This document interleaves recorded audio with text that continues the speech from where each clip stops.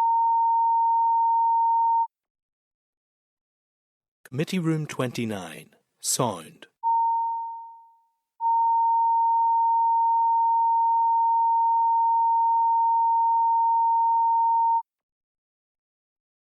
Committee Room 29. Yes, please.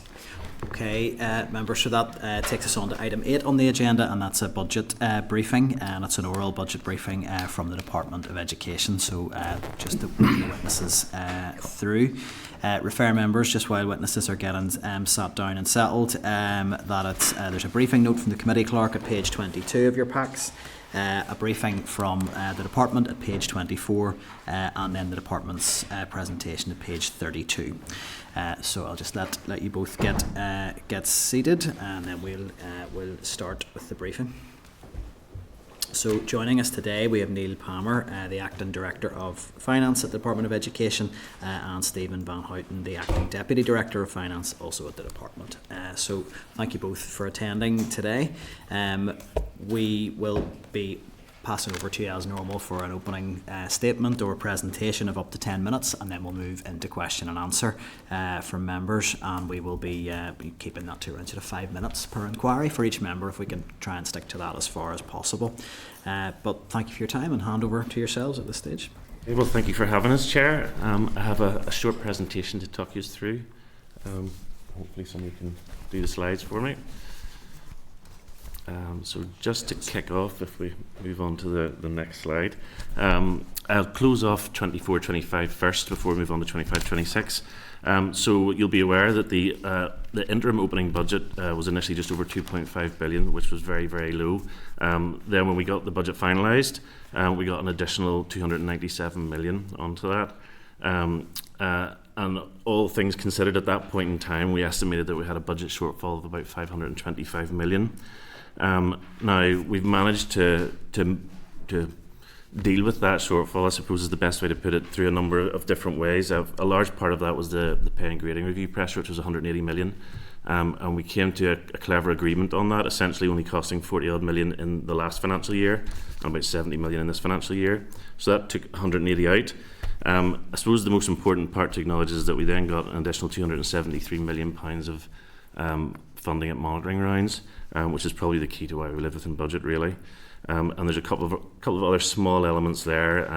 You'll recall at a point in time we had high priority and desirable pressures, which we do at the start of this year as well.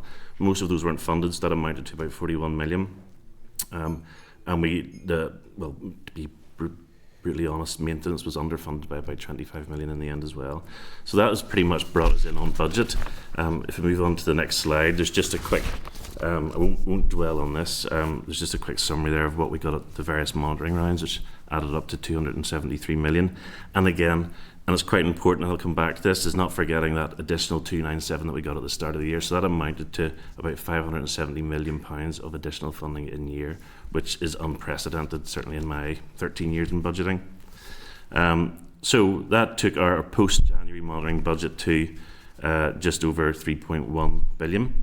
There were a couple of small elements that we got towards the end of the year there, and just to pick on these because we might come back to them at some point. We got an additional 1.5 million for SEM pressures, which was small but very welcome, and helped us live within budget. We got 3 million for Storm Ione damages. I think the estimated cost was about 5.8 million, so the 3 million was really helpful. And then right at the year end, and I'll come to this when we get to provisional outturn, we were given £600,000, which was the first instalment of our transformation funding. Now, we'd been asked around about Christmas time how much could we take if we got funding in that financial year.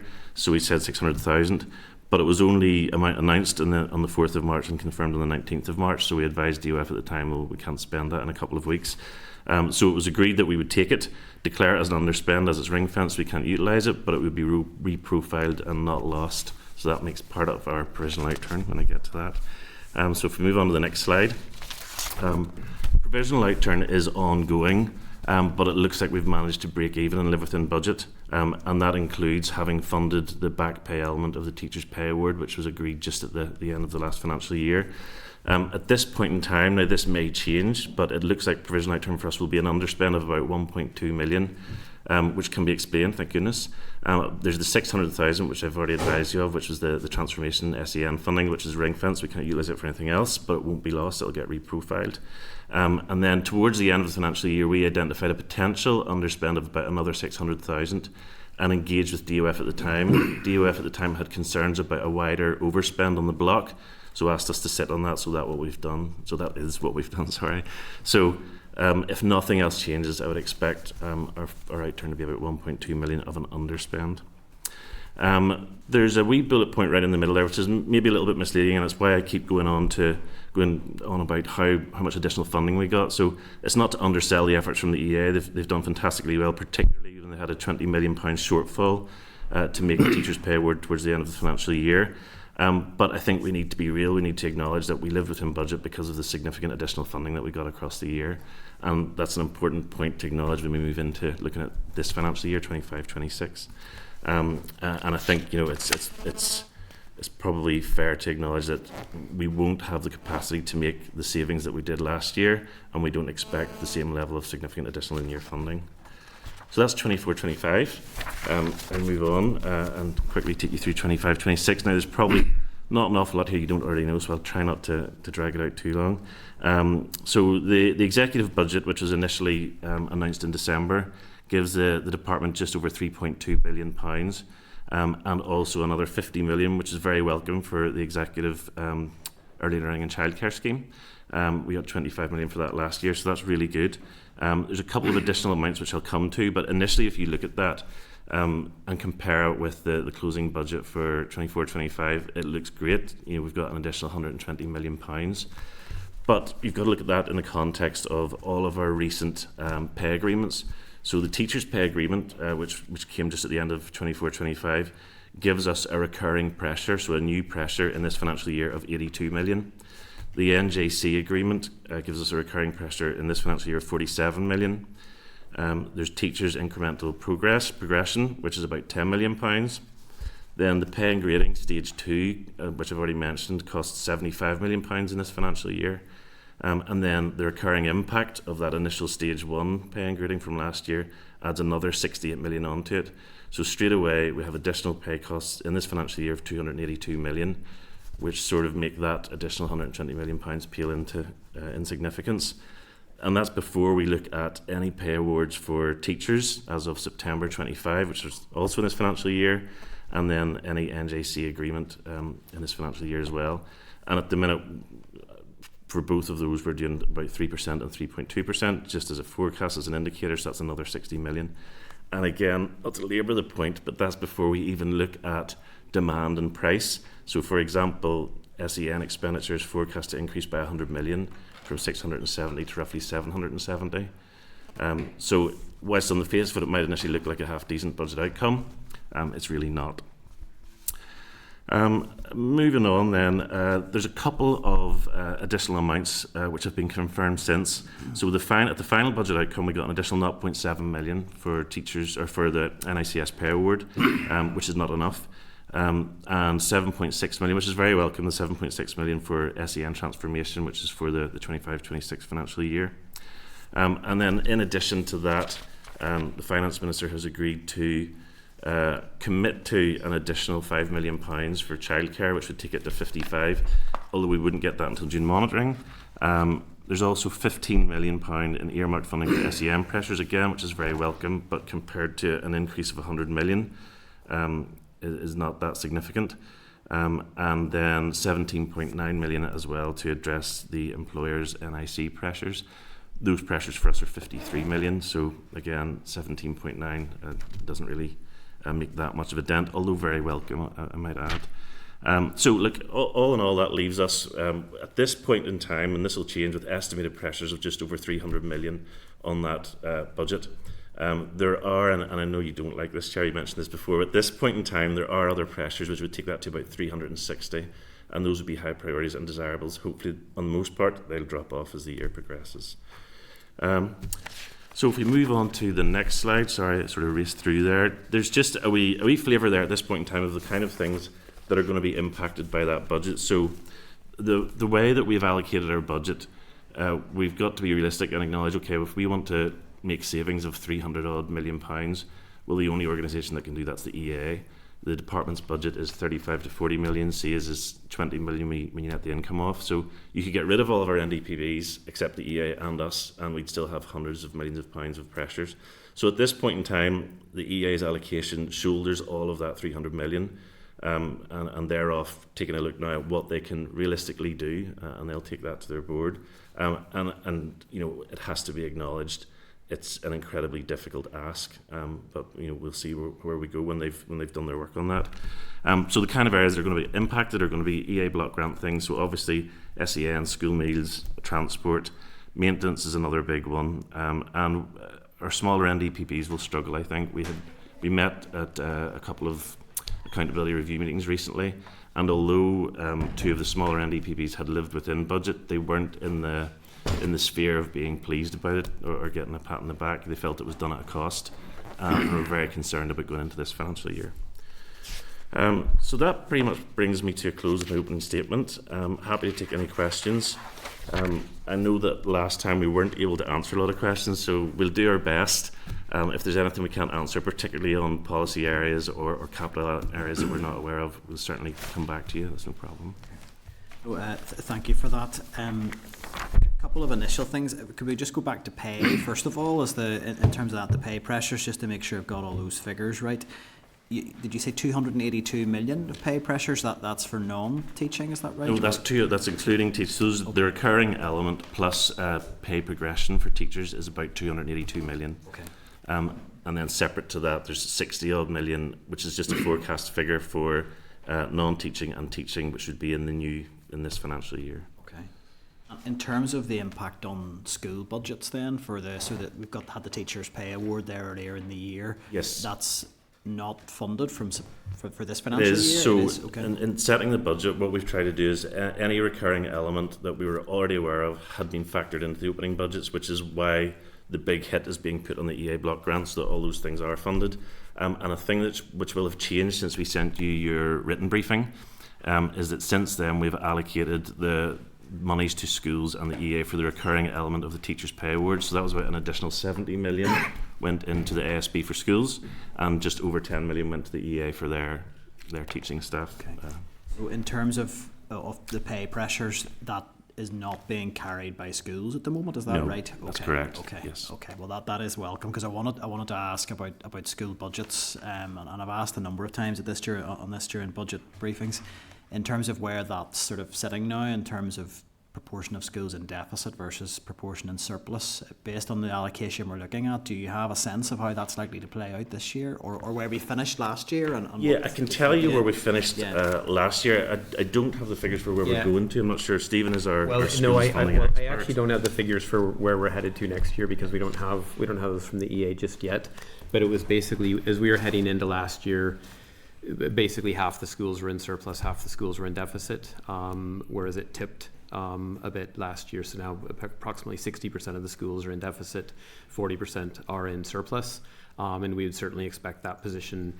Even though we're meeting the pay pressures, there's still pressures within the school's budget, and I think it's recognised that in terms of the quantum of that, in terms of how much surplus is carried versus deficit, do they cancel each other out or not? No, they don't. So as of the 31st of March 2025, we had 581 schools in deficit to the tune of £180 million, and we had 391 schools in surplus to the tune of £75 million. So deficits exceed surpluses by roughly £100 million. So that's 100 million shortfall before you even start.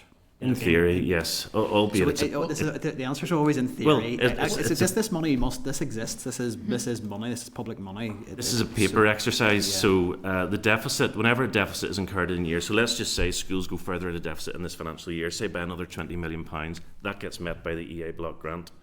Although that deficit gets held against the school, that's been paid in that year. But it's 20 million that's not been spent elsewhere. Exactly, 100%, yes. Okay.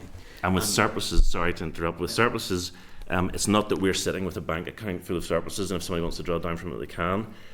It exists as a paper exercise. This is what the surplus that belongs to a school. If somebody wants to draw down and there's a cumulative position, that needs to be met by the executive. That needs to be met from our in-year budget. It's not just sitting around waiting to be lifted.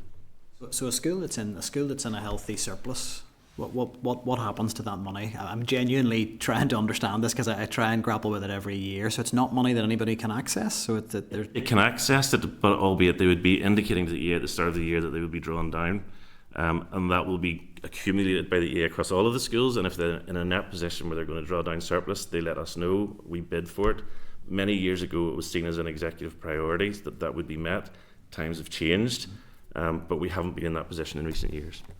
In terms of what support's given to schools then who are looking at their budgets and thinking no matter what I do we're going to be in deficit here, is there genuine support that's given to help schools navigate that? Well, the Education Authority have a team of people, and at the start of every financial year a school submits a 3-year plan. Now this is something we've been looking at recently, and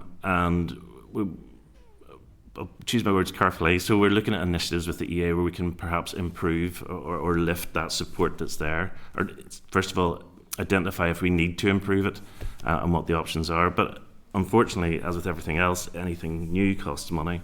But it's something we're looking at.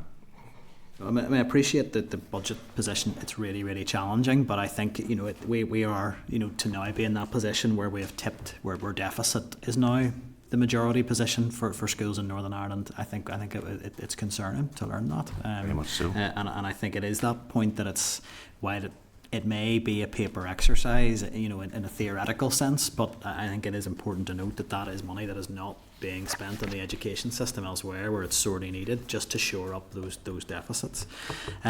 I wanted to just ask a specific question, and it may be one that you're not over the detail on, but just one I've been trying to work through. There's not a huge amount of areas where you're seeing an increased investment in anything based on last year's closing position, but I did note on the Pathway Fund, which has had a bit of attention recently because there were a lot of settings that did not get funding out of Pathway. Looking at 24-25, that closed at 1.9 million, opened this year with a 3.8 million, so nearly 2 million uplift on that fund, which feels really quite substantial and should be very welcome. So I have a local setting in my own constituency, Little Stars and Killylay, who are genuinely at a point of the clock's ticking now on closure. As they didn't get money that they relied on for staff wages and to keep the doors open. Can you help me understand why what looks like a positive uplift hasn't transferred to settings actually feeling that and more settings getting the access to this money? I wouldn't be over that level of detail. I can explain to a certain extent the variation in the budget there. So the Pathway Fund for a number of years was very close to being shut down, basically. And luckily when the Early Learning and Childcare Scheme came along, that's what saved it. So I think some element of that last term was cut and was funded through the Early Learning and Childcare. We've kept the 3.8 the same. It started as 3.8 last year, but we'll be working with our colleagues on the Early Learning and Childcare side just to see what their plans are with regards to maintaining what they did last year and increasing. There's a real issue, if I've understood that correctly, the Pathway started probably last year around 3.8 million, but it was cut but funded from the strategy money, the Early Learning and Childcare It mightn't be quite that straightforward, and my colleagues on the childcare side will explain it. Yeah, exactly. It saved but obviously settings were going into this financial year then with an anticipation that similar sorts of money would be in the pot, and on a paper read of that looked really positive. We were 3.8 million, but settings getting a letter March time to say, sorry, you're going to have to wait. We don't know if there's going to be enough money to fund you. So in terms of where that leaves us, Minister has confirmed in public statements on this that he needs executive approval to get this money released. So if this is going to be enhanced through the Early Learning and Childcare strategy, does the Minister have any discretion in terms of doing that, or must he seek, is it Minister of Finance approval? What's the process there for that? My understanding is, and Stephen might be able to keep me right here, is that there is currently a paper with the executive. So you'll know that 15 million, similar to last year, that 50 million, we don't actually have yet. There needs to be an executive agreement on the plans for that spend, and if they're content, we then get it at June monitoring. So my understanding is it to a certain extent the Minister's tied, but there's clearly some leeway there if we have a budget in place at this point in time. I wouldn't like to go any further because I don't want to say something that's wrong, but I can certainly follow it up with my colleagues on the childcare side. I think if we could get written clarity on that, Yeah. because I just can't emphasise strongly enough there are settings for whom they do not have the luxury of time here, that they absolutely rely on this money to keep the doors open. So it's really important that we get clarity on this and quickly.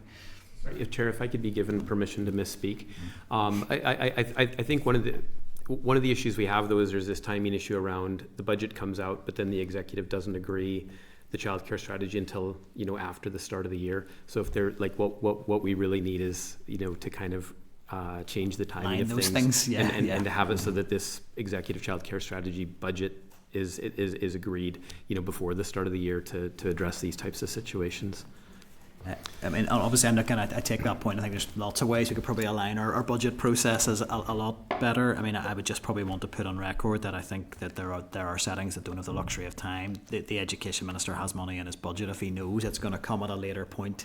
If there could be movement now, in terms of making money available to that, I think it would be a huge relief to settings who are genuinely at risk of closure and whose jobs are on the line as a result. So I would want that just to be very clearly placed on the record. We'll pick that up. I'll pass over to the Deputy Chair at this stage. Thanks, Chair. Thanks for that, Neil and Stephen. Just in terms of the NDPBs that you were talking about, and that the pressures that they're going to face this year aren't going to be funded, could you give us some more information on that? For example, who are or which NDPBs are we talking about? Well, and I mean, it has been said that if they don't get their pressures funded, that the organisations themselves aren't going to be sustainable. So I can't speak for all of them because I was only at accountability review meetings for 2 of them. So I don't want to do a disservice to the others. It may be more, but the 2 that I'm aware of were CA and CCMS. And they were making it clear that they managed to live within budget, which was greatly appreciated. But the point was that was done through suppression of vacancies, not taking things forward that they felt need to be taken forward. So it's important to point out that at this point in time, that's just a budget. As the year moves on, as we get more funding from other areas and we move things around, there may be an opportunity to give those organisations additional budget. But what will happen over the next couple of months is, now they've had their initial allocation, they'll send us an initial budget plan, and that's where we'll see more closely how they intend to spend the money they have and what pressures they have left. And it's an opportunity for them to indicate to us then what implications that has for their organisation and the provision of statutory functions. Yeah, and I suppose we'll have to preface everything by saying we all know we're in a financially challenging situation. But if you take the fact that you've mentioned CCMS there, the Minister has gone against the advice of the independent panel in terms of the review of education, that there should be one managing authority, and has decided to set up a managing authority for the controlled sector. And obviously that's going to be funded, while at the same time you're saying pressures within other organisations aren't going to be funded. And I know it's the Minister that makes the choices, but how do you square that circle? How do you justify that? Well, I'm not going to try to justify it. The CCMS budget hasn't been cut. In fact, it's been increased very slightly. And as I say, it's something that we'll maintain monitoring on for the rest of the year. And as I say, it's the Minister's decision to take forward anything else that he does. So it's the Minister's decision, and that's it, basically? Well, he gets his advice from us, but the Minister makes the decision ultimately. It's his budget. In terms of this new managing authority, how much is that going to cost? Do we know? At this point in time, there was 1.2 million set aside, so that's in the distribution table that's there. Okay, enough. And just that you mentioned a figure of 1.2 million, you'll be familiar that there was some controversy around Lisneal, and it came out during the course of all of that they had been awarded 1.2 million to replace rooms and resources that were lost to set up a SPIM, and that 1.2 million was coming out of the SEN capital budget. Is that an appropriate use of the SEN capital budget? So I'm not aware that anything came out of the SEN capital budget. We were told by officials that it did. Right, okay, well, I wasn't aware of that, and I assumed that was my colleagues on IID, the capital side of the house. So that budget wouldn't sit under me, and I'm not aware that it came from an SEN. I thought it was set aside for SEN. Well, I mean, we asked a number of times, and initially there wasn't any real clarity, and then the clear answer we got back was that it had come from the SEN capital budget. Well, I'll have a look at that, but as I say, I'm not over the capital budget, and I wasn't aware. Do you think that's an appropriate use of the SEN capital budget? Well, if it's earmarked for SEN, I suppose not, but as I've already said, budgets can change. You know, if it looks like a budget's not going to get spent somewhere, it'll get moved on and spent somewhere else, so it's not lost. You see, it wasn't spent to set up a SPIM, you know, the specialist provision in mainstream. It was handed over to replace space that was lost. I mean, our understanding was a SPIM would only be set up if there was, you know, surplus space within a school. Again, it's a policy area that I wouldn't be over, and I wouldn't want to weigh in and clumsily say something I shouldn't. Okay, thanks. Yeah, Deputy Chair. Cara, you had indicated. Thank you, Chair. Thank you both for being here. I'm just looking at some of the numbers there around maintenance pressures and increasing concern with the report on the NIAO and value for money. So with the school maintenance funding dropping from 28 million to 20.5 million, what immediate health and safety risks has the department identified, particularly in older buildings or buildings that have been destroyed by a storm, for example? Storms? It's a good question. Unfortunately, it's one that I can't answer because it sits on the capital side of the house. Okay. What I can tell you is, though, that if I recall correctly, when we started the last financial year, I think the budget then was about 20.5 million, and we added to that budget throughout the year as and when we could, because we were aware that there's a massive issue with maintenance. Yeah. The agreement with our, and again, maybe don't quote me on this, but my understanding of our capital colleagues agreement with the EA is that the things that are prioritised are the health and safety elements, and that once they go beyond their budget, if there's anything emerging which is, you know, equally important, that they come to the department on it. But again, I won't weigh in any harder unless Stephen, you've anything to add to that. No, I suppose the only thing I'd add is just we recognise, you know, the extreme pressure there is on the maintenance budget. I don't want to say how long I've worked in DE, but you know the backlog figure for maintenance has always been massive, and in some respects the maintenance budget is as constrained as it's ever been, and probably undertaking maintenance work is obviously more expensive than it's ever been. So I can only say that it's an area of extreme concern for officials. Yeah, I think I'm definitely struggling with how the department can justify sort of underfunding maintenance when so many buildings are in such critical condition. Like in my own constituency, a lot of schools have a lot of issues with black mould. But yeah, I'll move on. I saw the changes there with regarding investment into youth and community relations, including funding being cut from Fresh Start Phase 2, tackling I was going to say parliamentarians, paramilitary activity, shared future summer camps to the northwest. The funding was cut for that, and this is about our young people and promoting community relations. So, and Stephen will keep me right here, those are funded through elements of funding that we get in from other departments throughout the year. So at this point in time we don't have that funding, but we would be hopeful that we'll get it. So it's not that we've cut a budget that was already there, it's that we don't get it until the year started. So that's true for at least two of the ones that you mentioned, the summer camps and the tackling paramilitarism. So can you confirm that they will be going ahead? Or I can't, but our understanding and our intention is to secure the funding so that they can. At this point in time, it's not that we've no, we would like to think at June monitoring we will engage with our colleagues and we'll have clarity on that. Sorry, I had endeavoured to provide some very unhelpful and what you can't read footnotes in there. So it's actually kind of footnote 5 is trying to address the fact that the opening budget is 0 because we haven't got the money from TEO. Okay. Or the Department of Justice either. No, that's pretty much it for me. It's just those programmes, particularly with rising tensions in the northwest. It's something I'm really keen to see go on because our youth and community relations do a fantastic job building up relationships with our young people.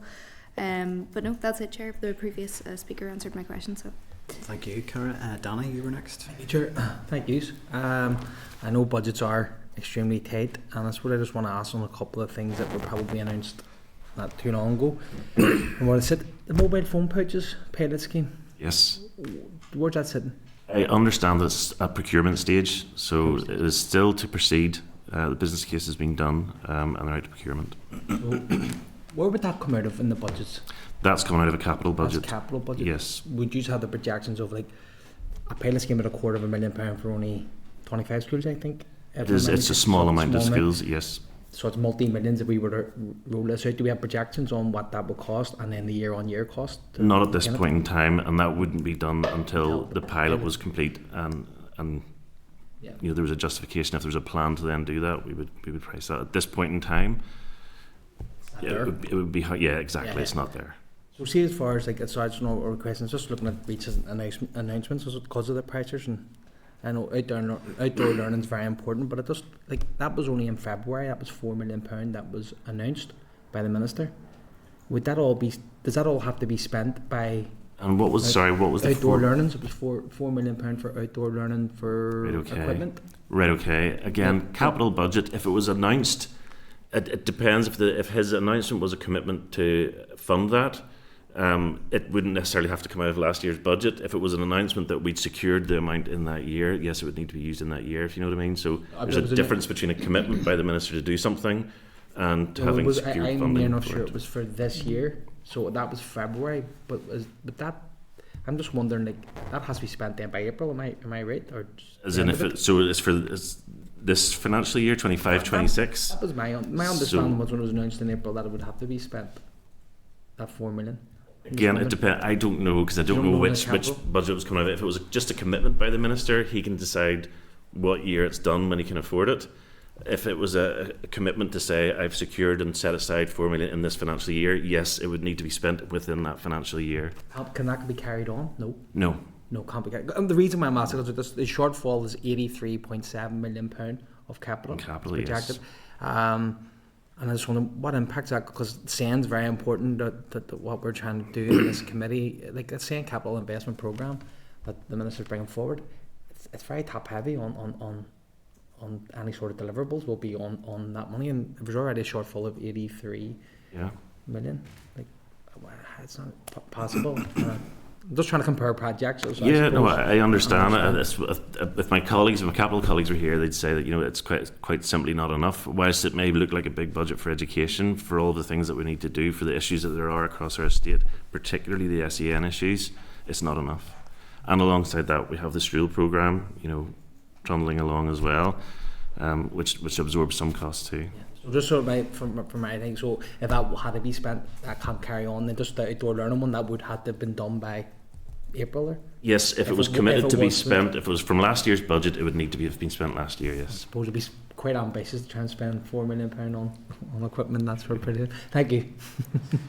Thank you. I recall there was something around a carryover being looked at for that, but I don't know if it's clear. I think we'd need to get. Was that meant to be for this year, Chair? Yeah, it was meant to be for the previous financial year, and schools were under pressure with procurement, etc. So there was an issue arose with that and getting that money spent. So I think we can seek some clarity on that. We can maybe. Do you want to where it goes in, or whatever it's spent? We can follow that up. Yeah. Okay. Any other indications yet, Kathy? I just want to clarify something. It says on the document here about school maintenance, including special schools, and it is 28 million and then 20.5 million. Is that separate from EA maintenance? No, that's the money that goes to the EA. Maintenance budget. Yes, it goes to EA. It's a resource budget. Okay, and then you mentioned on your presentation as well about the EA shouldering the shortfall. I think it was 310 million? Yeah, at this point in time, it's estimated to be just over 300 million. Yes. Is it up to the EA then to come forward with a proposal as to what they do, how they... Yeah, they'll be looking at the minute to say, listen, first of all, I don't want to second guess them, but they'll be saying, look, these are the kind of things we would have to do to save that amount of money and present it. I would imagine that within that there will be some things which maybe are realistic and some things that we will look at and do, and then there'll be some things that realistically we can't do, and which is why we refer to the pressures as inescapable. Our opinion is that the pressures are going to crystallise no matter what we do. It's not that they're things that we're choosing to do, they're things that we need to do. And is it the department then ultimately that makes that decision as to what's inescapable?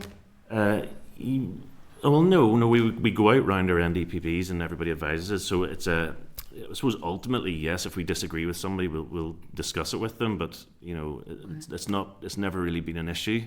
Okay. Especially we're at the point now. Sorry, you're about to ask another question, but we're at the point now where we certainly feel that anything that we can do or could have done has been done now, and some of those were really horrible decisions. And we're at the point now where actually there's nothing that you can't stop, even if you took a policy decision, changed policy on something like transport or school meals. Well, the saving's going to be getting rid of people. So to get rid of people, you need redundancy funding. Well, we don't have any funding. That's the issue. So we're really caught. Yeah, you can hear principals out there now just extremely concerned at this point, especially when they see maintenance, homeschool transport, SEN pressures, things like that are things that we're talking about. Just one other thing, and again, it's just a point of clarity on the early years. I can't see it here now. It says change, year-on-year change, so it was 23.2 was the final budget. Is that the 25 million pound from last year? It's down at the bottom there. So it's 23.2, and then the 50. I'm assuming that's the 50 million for next year. Sorry. So yes, that's exactly it. So that's 23.2 from the 25. So there was a 1.8 underspend that was declared at a monitoring round. Okay, and that money is lost? Well, it was declared at a monitoring round, so it was brought in by DOF and then spread out to another department, or some of it will have come to us. So it was an underspend of that 25? Yeah, so it's not lost to the block, I suppose is the best way to put it, but yes, it was lost to the scheme. The 1.8 related to an amount which was to be spent by another department. I can't remember which department. Sorry, it was the Department for the Economy's Targeted Business Support Scheme for early learning and childcare sector, and that project was delayed, so they weren't able to utilise that, and they handed it back, so we handed it. Well, they weren't able to take the money off of us, so we handed the money back to DOF. And because it's ring fenced, we couldn't keep it and use it for another pressure. We had to hand it back. Okay, thanks, Chair. Thank you. Kathy. Okay, I have no other indications. I just had a final question, that was just really picking up from some of the points Kathy was making there on some of the SEN issues. There is a reference to the department being unable to fund significant demand-led SEN pressures. Can you give us an idea of just what sort of level of a funding gap are we looking at there, and what sort of services we're looking at? What does that actually look like on the ground if these demand-led pressures can't be funded? What are we actually talking about there? Well, so first thing to point is we can't really quantify it at this point in time. So while the EA are off doing their budget plan, that's where they'll take their block grant and they'll split it up across their pressures, and we'll see what is the shortfall against the SEN. It's also important to acknowledge, though, that SEN are statutory requirements, so they'll be met. We'll just overspend against them. So on the ground, hopefully, there wouldn't be, certainly not caused from the budgeting issue anyway, there shouldn't be any noticeable drop in service. Okay. That's helpful. I think there's a number of things you probably need to maybe seek a wee bit of written clarity on, and I appreciate obviously Capital colleagues weren't here to cover all the issues that members are interested in, but look, we thank you for your time today. Thank you. Thank you. Thank you. Thank you. In the past we would have met with our Capital colleagues, we would have come together. I don't know if that's something that you want to consider going forward, if it's more helpful for you, because I feel bad when we can't answer your questions. I think it would. I'm not quite sure what had happened, because I think last time it happened we had sort of then we sought a briefing from your Capital colleagues, which took a very, very long time to arrive, so a long time had elapsed. I think in future for me the default should be both Resource Kit and Capital here, because I think it allows you to cover all of the issues budget wise. So. Sorry, and just to clarify, we do know things, right? A lot with regards to Capital. For next time around, we can maybe pick that up as to why the Capital isn't here by default. So that's thank you. Thank you. Thank you. Okay. So just to pick up on a few issues, I think I'll just pick up on that point as a starter. My sense would be that when members ask for a budget briefing, that the expectation is that the Capital colleagues will be there to cover that. So I do think, if that could be fed back to the department, that in terms of having a meaningful briefing in the future, that is helpful, because this, I think, now is the second time we've had this without Capital colleagues in attendance, so it doesn't help for a good evidence session, I think, when the questions are being batted back that it's not their area, and it's no reflection on the individual officials who attended today. You would almost think it was planned, wouldn't you? I'll leave you to put that out there, Deputy Chair. Yeah.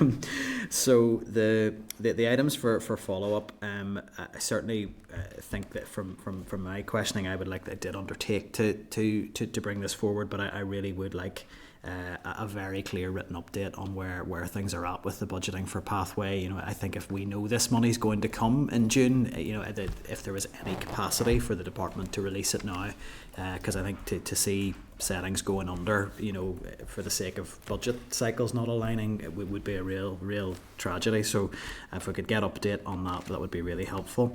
Danny, you had two issues that were really put in the capital box, so, and if I'm hearing this right, it's sort of an update on where we're at with the mobile phone pouches, what's actually happening with it, because it's it's also almost like if you were looking at this from the outside, it's £250,000 in the pilot scheme, which it is obviously going to run into millions of pounds.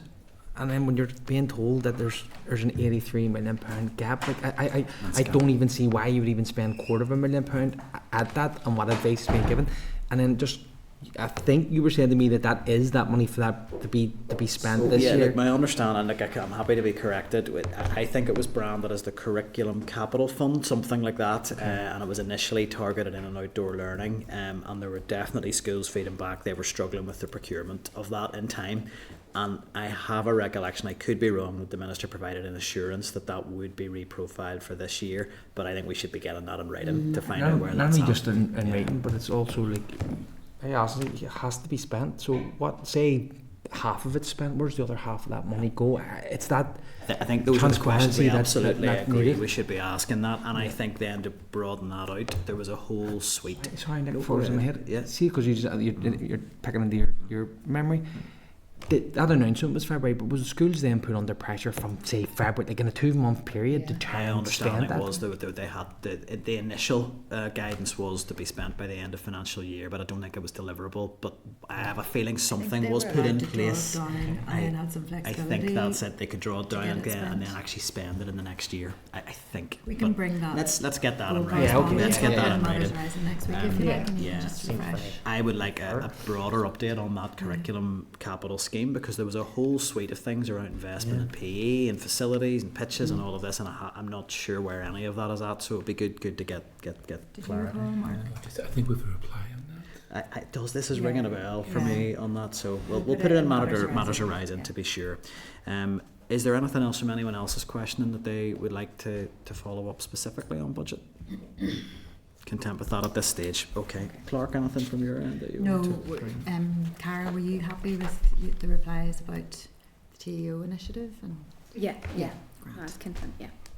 Okay, so that brings us on to item 9, which is correspondence. Pages 41 to 54 in your packs, and then also in tabled papers we have 6 additional items provided as well. Summary note is at page 41. I'll go through anything that doesn't, anything that requires a committee decision or discussion. So item 9.3 on page 47, it's correspondence from the department on its consultation on a proposal to allow flexibility in changing approved admissions and or enrolment numbers at primary and post-primary schools. I would propose that this is maybe for individual parties to respond to if they wish, as I don't think we're going to have time given work programme pressures to reach an agreed committee position on this. This is a recommendation arising from the independent review, but I would suggest that we note at this stage if members are agreed. Right. Item 9.5, page 53. It's an invitation to the Chair and Deputy Chair from the Chief Nursing Officer Group to the launch of a Healthy Child, Healthy Future refreshed framework. I'm not able to attend that. I think I have already responded to that effect, but perhaps if through the clerk you could just clarify I'm not. I don't know if the Deputy Chair is planning to, but certainly other members can note for their diaries if they're interested in that event. So are we content to note at this stage? But I would maybe suggest that we do seek a written briefing from that around the refresh framework, as I think there are a lot of educational crossovers in it if members are agreed on that as well. Item 9.6, page 54, it's a response from the EA regarding an update that the committee sought on Access NI checks and just how that work was progressing to ensure that those were being put in place across the school network. So definitely progress has been made. The numbers are much lower now in terms of staff who are not currently Access NI checked, and it does seem that work's ongoing to address that.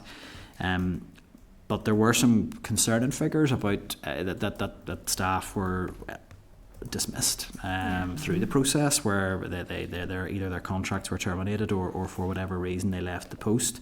And that seems to be, certainly the correspondence suggests that was while that process was ongoing. So I'll certainly bring you in a second, Cara. I mean, I think we may want to seek clarity from the EA what the barriers were to getting those checks concluded. Why was this? I mean, because my understanding is that all that was being asked was just to submit the initial paperwork. It's not to have it concluded. So I'm a wee bit unclear on why it's ended up in that position. So I would certainly want to propose that we get clarity from the EA as to what was actually prevented those. Absolutely. Chairs, thank you very much for letting me come in. I just think it's really concerning. That's 150 employees were terminated because they wouldn't comply with the process. And I know that they've noted here following 3rd of February, staff will no longer receive pay until they have complied with the process. Can we maybe just probe a little further there and ask how many people that included working with children? It just really, really concerns me. I mean, I'm mindful we have so many conversations here about, supporting children with special educational needs, and it just really concerns me that there's people who haven't complied with these checks working with our children.